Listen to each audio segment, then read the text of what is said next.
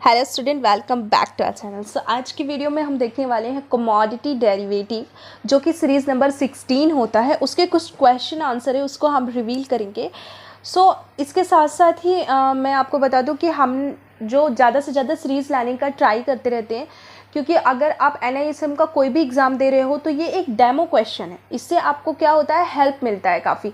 आप एग्ज़ाम देने जा रहे हैं तो आपको एक आइडिया तो होना चाहिए कि किस तरीके के क्वेश्चंस एग्ज़ाम में आते हैं। और आप ये चीज़ हमेशा याद रखिए कि सिलेबस हमेशा अपडेट होता रहता है, तो हम अपडेशन के बाद भी जो क्वेश्चंस लाते हैं तो पूरा 100% तो आपको प्रोवाइड नहीं होता है। ओके, तो प्रीवियस क्वेश्चंस को भी पढ़ना है और जो अपकमिंग क्वेश्चंस रहते हैं, जो भी अभी रिसेंटली भी अपलोडेड किए गए हैं, वो क्वेश्चंस भी आपको हमेशा पढ़ते रहना है, याद रखना है। साथ ही साथ हम NISM की क्लासेस प्रोवाइड कराते हैं और NCFM की क्लासेस प्रोवाइड कराते हैं, जिसमें हम 100% गारंटी भी देते हैं फर्स्ट अटेम्प्ट में एग्जाम निकाल के देने के लिए with all study materials. Okay, so classes जो होती हैं वो ऑनलाइन मोड पे होती हैं और सारी डिटेल्स जो है आपको डिपार्टमेंट के थ्रू पता चल जाएंगी। सो डिस्क्रिप्शन बॉक्स में जाइए, वहाँ पे आपको नंबर प्रोवाइड किया गया है। उस नंबर से आप हमें डायरेक्टली व्हाट्सएप कर सकते हो और कॉल भी कर सकते हो। सो अगर आप हमें कॉल करते हैं या आप हमें व्हाट्सएप करते हैं, व्हाट्सएप में भी आपको बहुत जल्दी रिस्पॉन्स मिलता है और कॉल में भी जल्दी रिस्पॉन्स मिलता है। साथ ही साथ सोशल मीडिया प्लेटफॉर्म पे भी आप हमें फॉलो कर सकते हैं, जो कि आपको टेलीग्राम दिया हुआ है, इंस्टाग्राम दिया हुआ है and side by side Facebook भी प्रोवाइड किया गया है। तो इनमें से किसी से भी आप हमें फॉलो भी कर सकते हो। लिंक्डइन में भी आप हमें फॉलो कर सकते हैं। तो इंस्टाग्राम पे भी आपको न्यूज़ेस मिलते रहते हैं कि कब न्यू बैच स्टार्ट हो रहे हैं। देन आपको टेलीग्राम में भी प्रोवाइड होता रहेगा, तो आप वहाँ पे भी हमें ज्वाइन कर सकते हैं। सेकेंड चीज़ कि NISM का जो एग्ज़ाम होता है वो स्टॉक मार्केट के लिए रहता है। स्टॉक मार्केट में अगर आपको कोई भी बिजनेस करना है, इट मीन्स कि if you want your own business और इफ़ यू वांट जॉब, अगर आप फ्रेशर हैं या एक्सपीरियंस्ड है, एक्सपीरियंस लोग बिजनेस करते हैं या फ्रेशर लोग भी बिजनेस करते हैं, तो सबके लिए एक अलग अलग जो सर्टिफिकेशन है वो बनाया गया है। तो अभी लास्ट में मैंने best top 4 certification for the job and best 3 certification for the business मैंने अपलोड किए हुए थे। वो आप जाके देखिए, उसको आप समझिए। अगर उस वीडियो को आप जाके देखते हैं तो आपको समझ में आएगा कि सबसे इम्पॉर्टेंट कौन कौन से सर्टिफिकेशन होते हैं मार्केट में। ठीक है, तो जो ज़रूरत होती है सिर्फ हमको वही कोर्सेज करना चाहिए। पूरे NISM के 26 कोर्स या NCFM के अगर आप 42 कोर्स करते हो तो कोई मतलब नहीं रहेगा इन सब चीज़ों का। तो इसके कहने का तात्पर्य यही है कि आप जो इम्पोर्टेंट चीज़ें सिर्फ उसको करो और हाँ, पढ़ाई आप अच्छे से करो। और ये चीज़ तो आप छोड़ ही दो सोचना कि अगर हम सिर्फ चले जाते हैं, एग्ज़ाम दे देते हैं क्योंकि MCQ क्वेश्चंस आते हैं तो हम वहाँ पे टिक मार्क कर देंगे तो हो जाएगा। भाई साहब, ऐसा अब नहीं होता है। पहले के टाइम पे अगर आप थोड़ा बहुत भी नॉलेज है तो आप क्लियर कर लेते हैं, लेकिन अभी पूरा डीपली पूछता है। इसमें आते MCQ ही हैं, डिस्क्रिप्टिव नहीं आते हैं। आपको ऑब्जेक्टिव ही मिलेगा, बट आपको पता होना चाहिए कि कौन कौन से क्वेश्चंस आ रहे हैं और कौन कौन से टॉपिक और कौन कौन से सर्टिफिकेशन है जो सबसे इम्पॉर्टेंट होता है। तो चलिए आगे बढ़ते हैं, क्वेश्चन की तरफ ध्यान देते हैं। क्वेश्चन सबसे पहला हमारा क्या है, कमोडिटी डेरिवेटिव का। पहली बात तो कमोडिटी डेरिवेटिव जो होता है, बहुत सारी ब्रोकिंग फर्म ऐसी होती है जो कमोडिटी डेरिवेटिव का डिमांड करती है।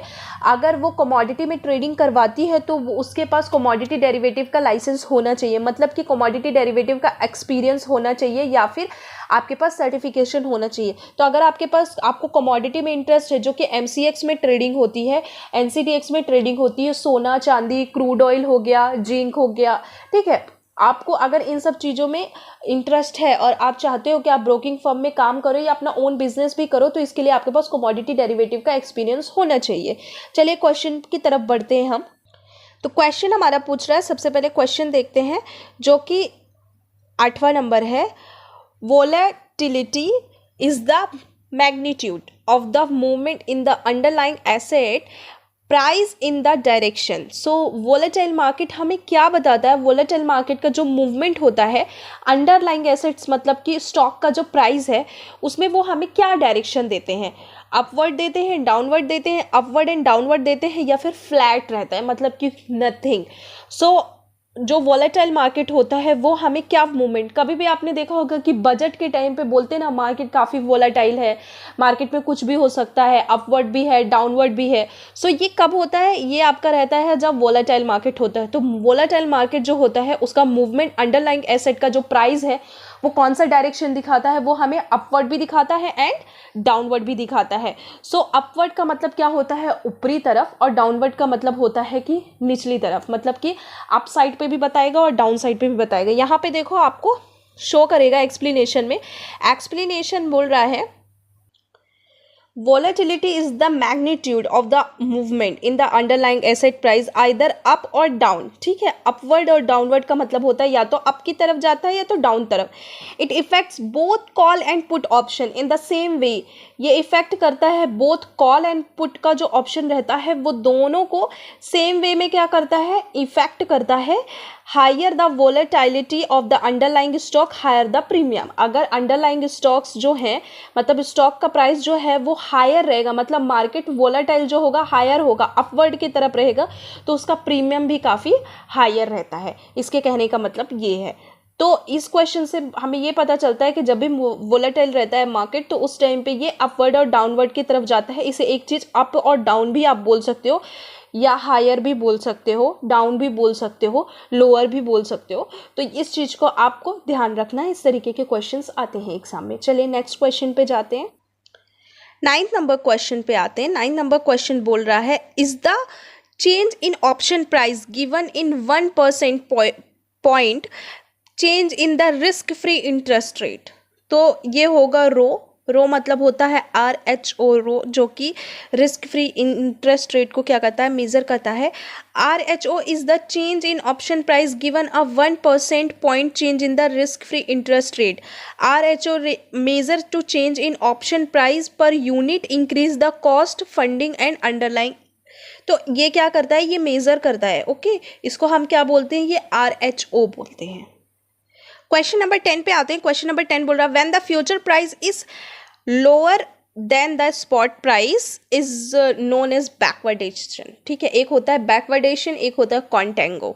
सो यहाँ पे हम बैकवर्डेशन की बात करते हैं। ये जो क्वेश्चन है ये इक्विटी डेरिवेटिव सीरीज में भी आया था। इक्विटी डेरिवेटिव में भी इस तरीके के बहुत क्वेश्चंस देखने को मिले थे।